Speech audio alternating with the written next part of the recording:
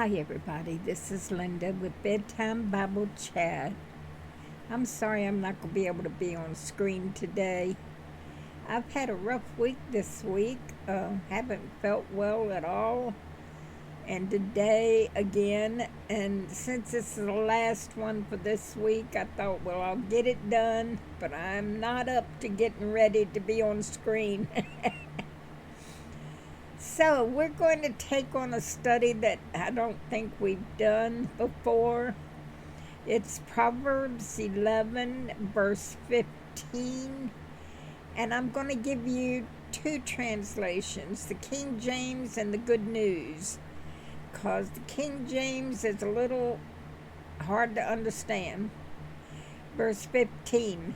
He that is surety for a stranger shall smart for it, and he that hateth sureship is sure. You see why I'm going to give you the Good News translation? That was really hard to understand. The Good News translation says, if you promise to pay a stranger's debt, you will regret it. You are better off if you don't get involved. Now, what they're talking about here is co-signing for loans for people you're not real sure about. Now, who would be dumb enough to do that, you ask? I don't know. But I know that a lot of people will co-sign for a family member or good friend's loan. And maybe even bail out a friend or family member out of jail, putting up collateral like a car or your house or something. That is very, very, very scary to do, because if they skip out and don't show up in court, you lose whatever collateral you put up. I don't know if you've seen some of the videos on that where this guy put up his car as collateral for somebody's bail. The guy didn't show up for court, so the bondsman came out and took the car. And this guy went off. He just, it was a shocker to him. Well, this is what this verse is talking about. If you take on somebody else's debt, you're going to be in trouble. Now, family members and best friends and stuff like that, you need to take that to the Lord before you step out on a limb with a saw going off behind you. Because remember, we live in a fallen world and nobody is perfect, and nobody really understands how a person can easily do something wicked. And a lot of times they don't know they're doing it, and a lot of times they don't mean to, but the devil made them do it. So when you take on the responsibility of another person's debt by co-signing, make sure you take it to the Lord first. Make sure you're financially able to carry that debt if they default.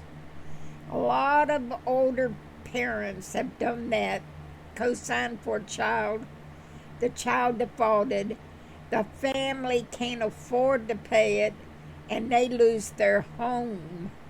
So this is something that we really need to take to the Lord. No doubt about it. Really think about it. Can I afford this if they default? We always say, oh, they're not going to default. He's my son. He loves me. He wouldn't put me in that kind of a situation. Oh, please.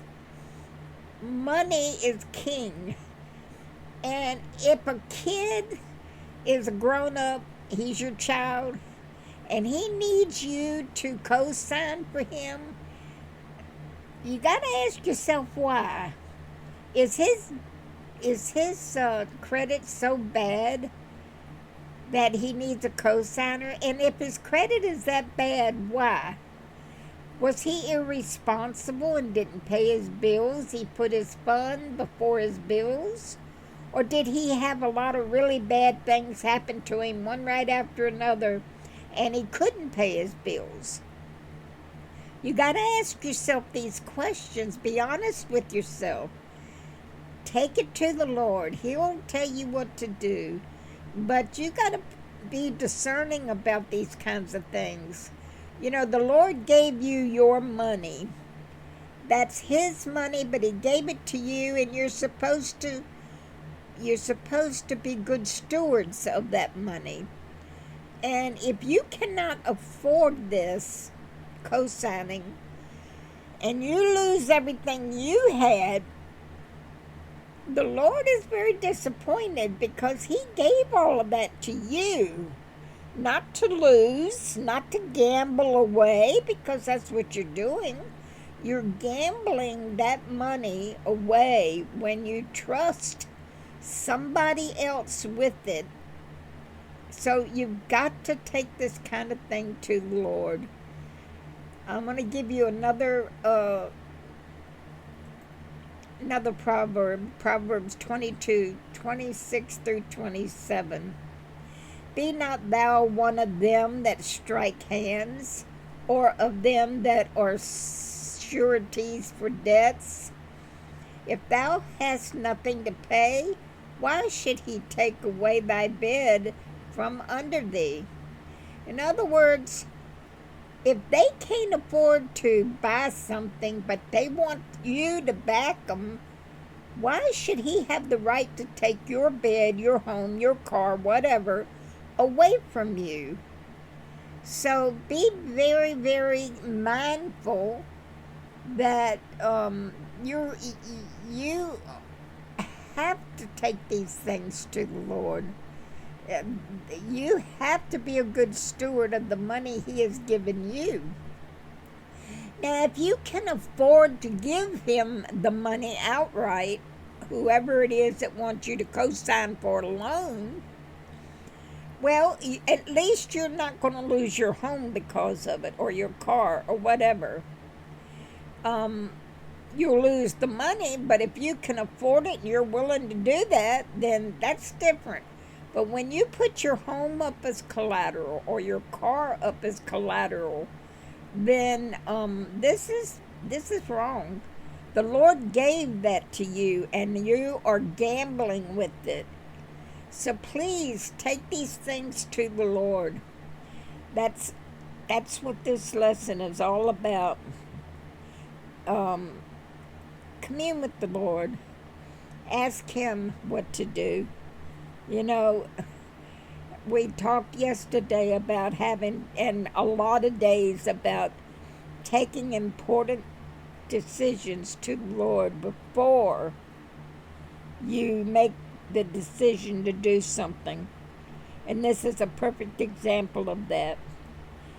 Well, guys, that's it. I'm done. I hope y'all have a good weekend. I hope I do too.